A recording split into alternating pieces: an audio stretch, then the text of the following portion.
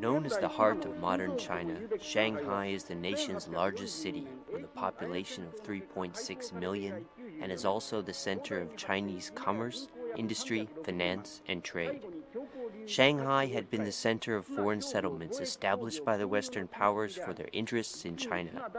Those settlements were used as the only safety zones in the country, which was in the middle of a civil war.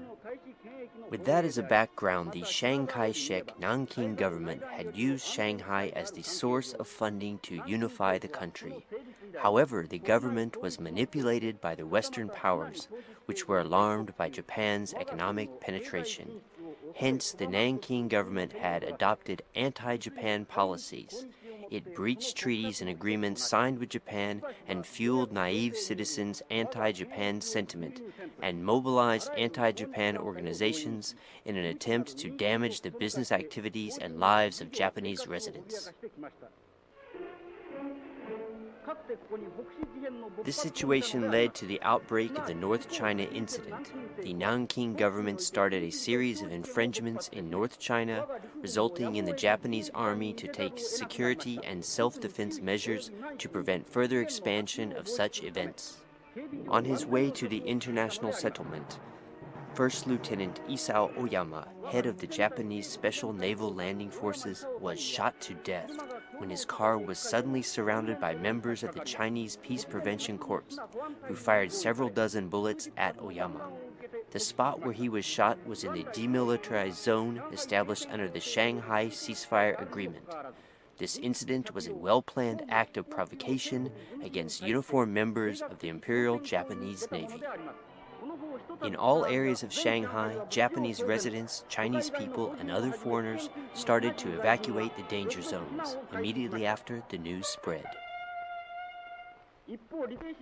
In the meantime, the Japanese military was mobilized as an emergency measure to protect Japanese residents and the nation's interests, but with only a small number of soldiers. Their intent was to seek ways for a negotiated settlement.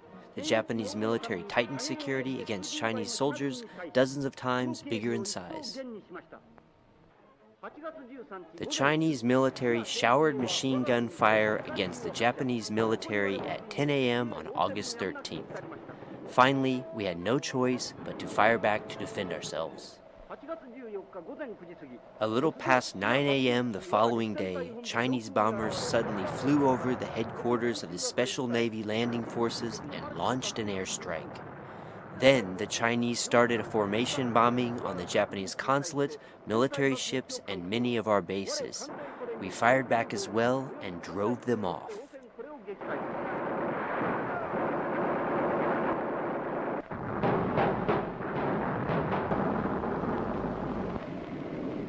However, all of Shanghai City was thrown into turmoil as the Chinese military planes launched airstrikes even over the city's demilitarized zones. The Chinese military planes also launched a bombing campaign over the entertainment districts in the city, filled with several thousands of Chinese and foreign civilians.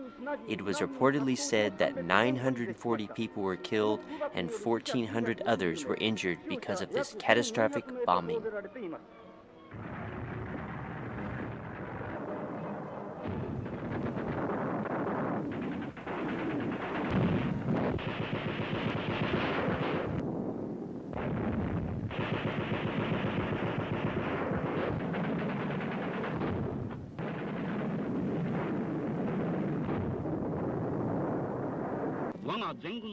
The Japanese military mobilized available resources and started marching toward the capital city of Nanking.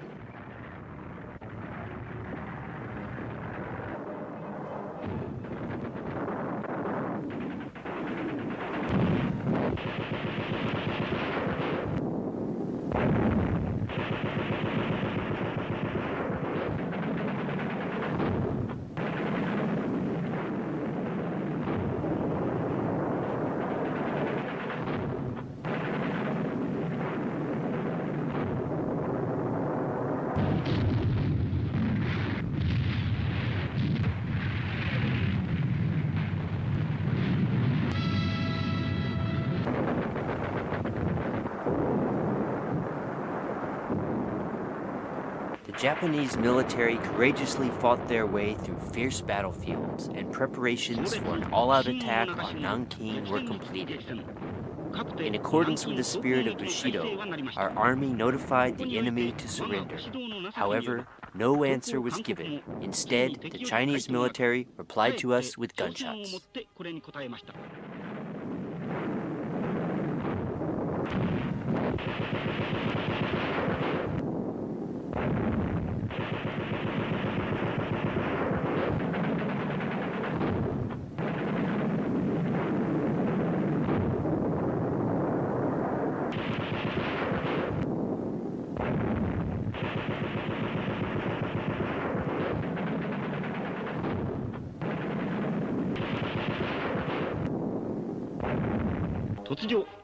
Finally, an order to launch an all-out attack on Nanking was issued.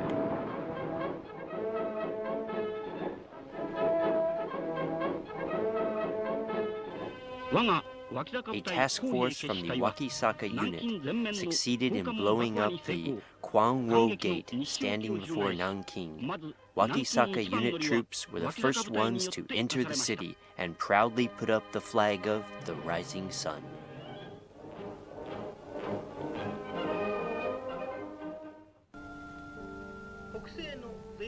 The northwest gate to the city, called Yijiang Gate, is known as a place where the greatest tragicomedy took place when the enemy troops retreated.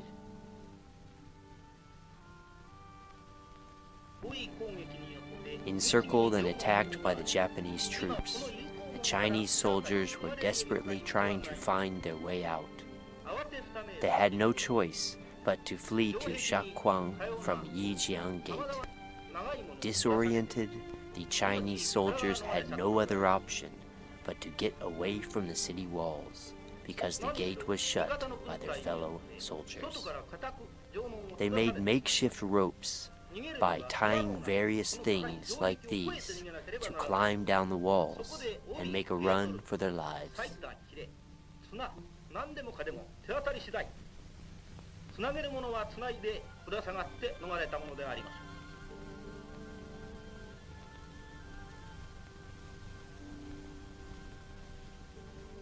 The Chinese soldiers desperately climbed down the walls, took off their military uniforms, and dressed in civilian clothes before running away.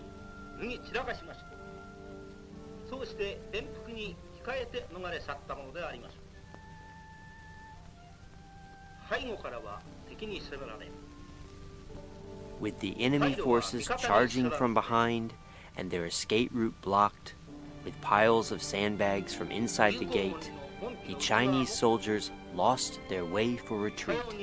It was a losing battle for them in a very miserable manner.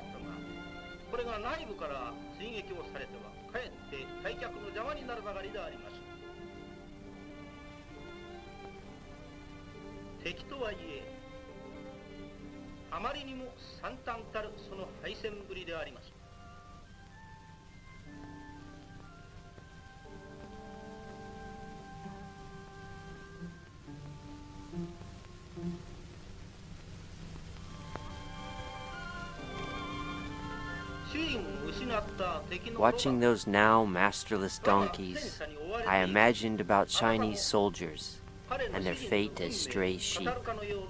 I feel empathy to them.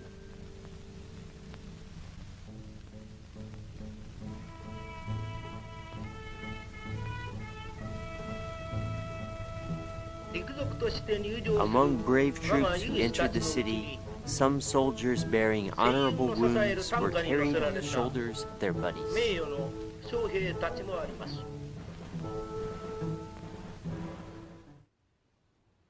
Nanking was completely taken over at 1700 p.m. December 13, 1937. Subsequently, a historical ceremony to celebrate Japan's military entrance to Nanking was held on December 17th.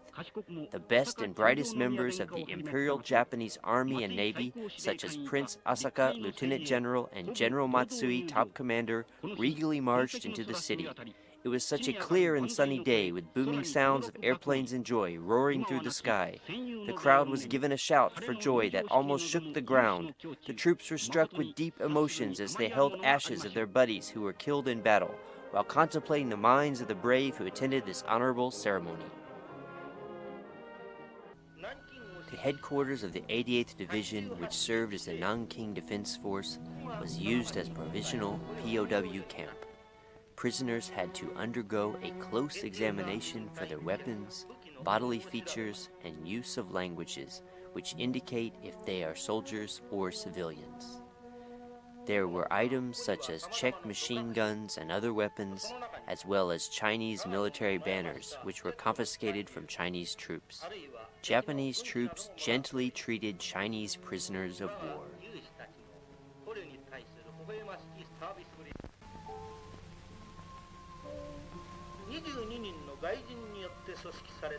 Initially, many Chinese soldiers disguised as civilians had slipped into the refugee zone.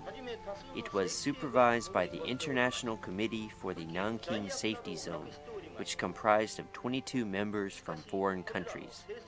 These soldiers carried weapons and ammunition, but refugees must have been greatly relieved to be protected by the Japanese military, because the Japanese military was engaged in a mop-up operation for such Chinese soldiers. The refugees made and put up makeshift flags of the rising sun. Some of them made friends with Japanese troops. Look at these people. Look at these children. Needless to say, our brave soldiers did not fight against these people.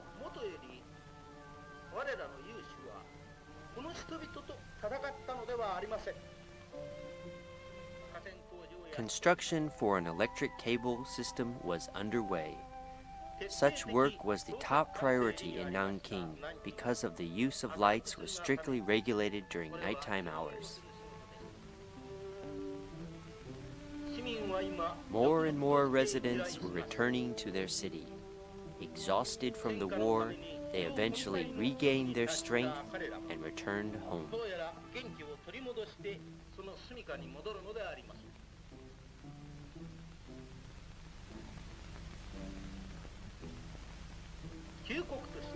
As an urgent message from Japanese military authorities, posters were put up around the city to encourage residents to register for a certificate.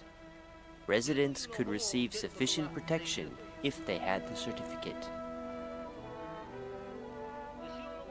A large number of residents reported to register for the certificate.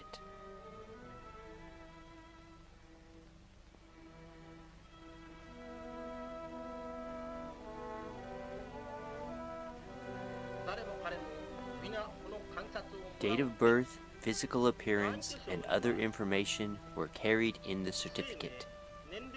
Each of them looked as if they could feel at ease as long as they had the certificate.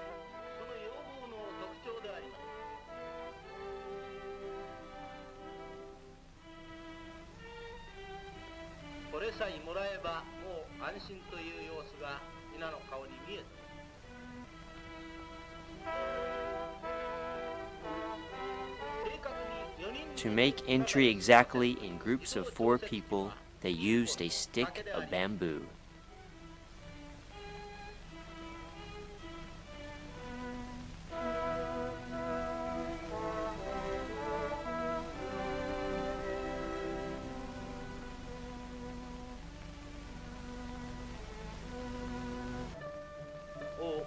We Japanese needed to have kadomatsu ornament to celebrate New Year's. Even in the capital city of the foreign country, volunteers from each troop made makeshift kadomatsu and put them up at the gates.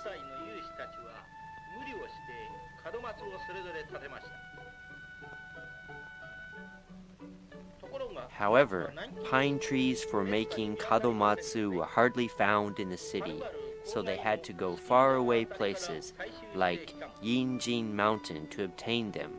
It seemed that the ornaments are complete, and they are finally ready for New Year. Then the logistics troops received an ornamented barrel of sake, flattened rice cakes, Mikan oranges, dried squid, kelp, herring roe, miso paste, soy sauce. Tons of New Year delicacies were prepared and served.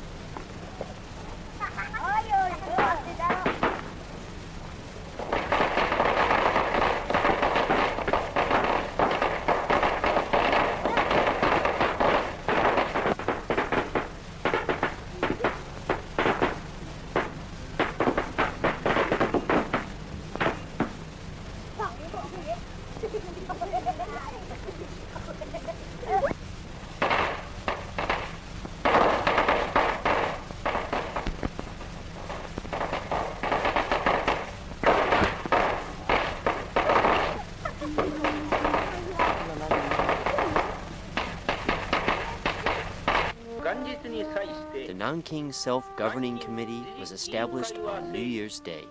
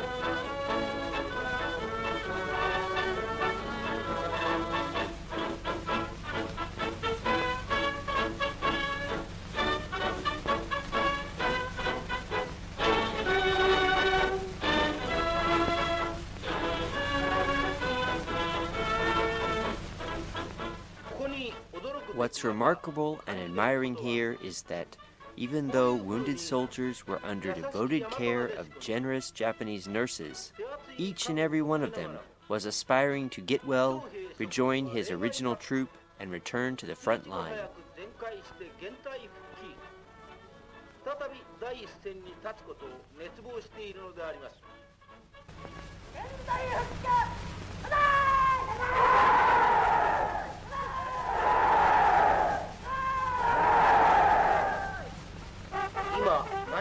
Leaving the walled city of Nanking, where were these troops heading to? Their war was not over yet.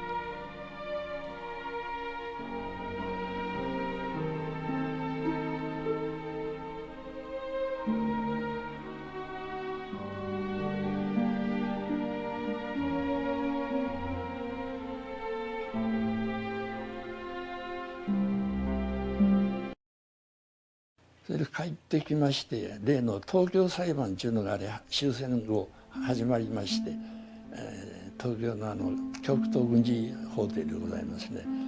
それでその時初めて虐殺っていう言葉を耳にして、それでそんなバカなことがないと、これは何かの間違いに違いないっていうのでぼつぼつ研究を始めまして、それで初めは随分賛成派の人が多かったように思いますんですけど、いろいろ研究してまいりまして、これは黙っておれんと、我々はとにかく45日間おって何にもそんなことがなかったということを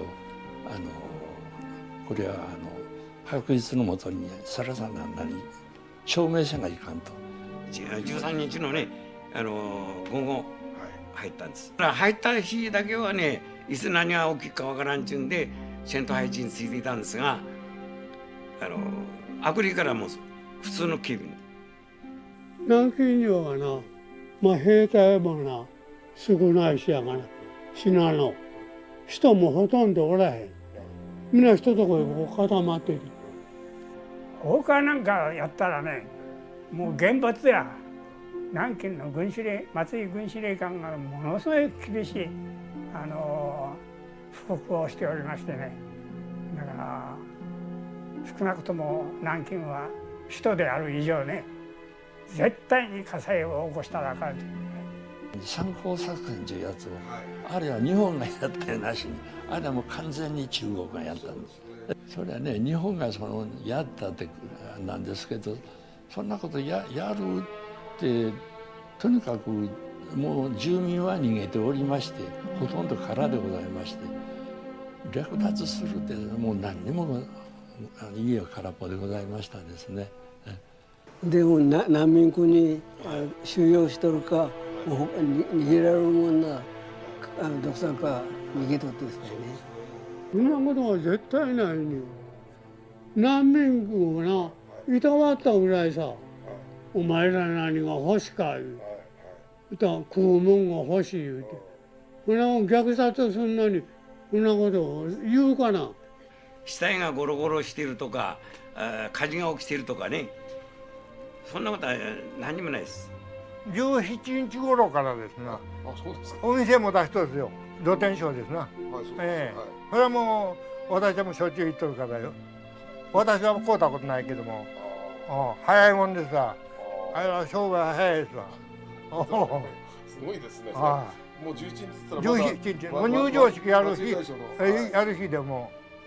こんなでたらめにね、強姦したとか、やれ略奪したとか、やれ放火したとか、そんなことはね、南京に入ってそんなもん絶対ないです。日が経てば経つほど後ろからいろんな部隊が来て、それで戦場地の警備がだんだん良くなるのがこれは普通ですから、1週間も10日も経ってから、何万で殺されるというようなバカなことはありません。だから南京の虐殺っていうのはもう絶対嘘です。それから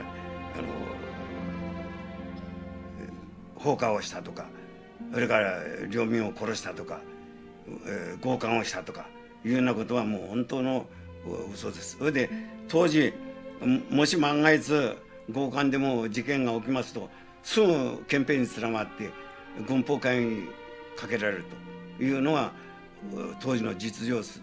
南京でそんな100人斬りがあったのどうのこうの、虐殺があったのどうのこうの、これっぱかしも聞いたこともないし、私らもそんなことは全然思っておりません。